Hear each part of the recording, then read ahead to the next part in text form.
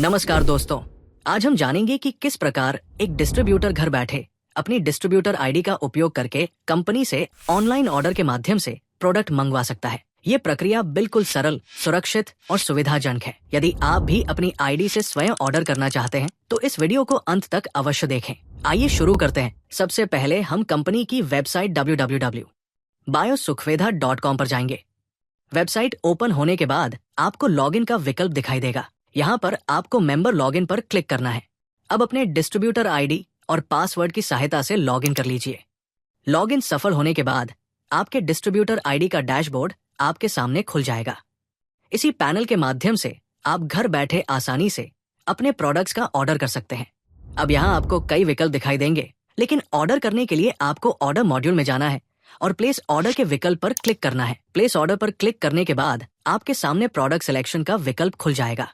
यहाँ से आप प्रोडक्ट नेम चुन सकते हैं और अपनी आवश्यकता के अनुसार क्वांटिटी निर्धारित कर सकते हैं।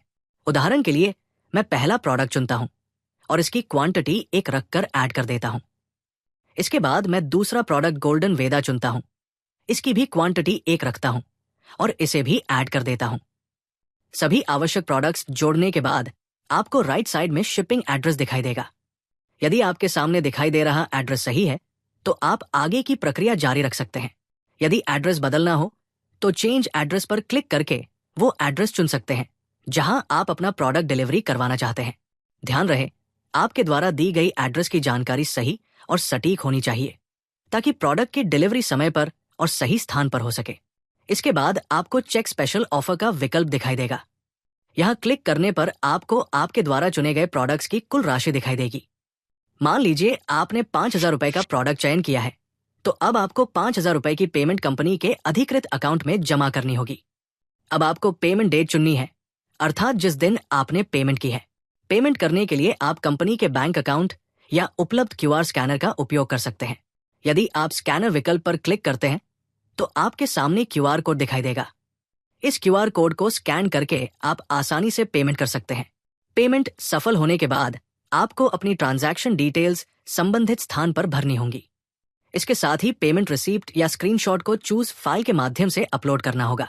रिमार्क्स वाले सेक्शन में यदि आप कोई अतिरिक्त जानकारी देना चाहें तो लिख सकते हैं, अन्यथा इसे खाली भी छोड़ सकते हैं क्योंकि ये मैंडेटरी नहीं है। सभी जानकारी भरने के बाद आपको ऑर्डर नाउ बटन पर क्लिक करना है।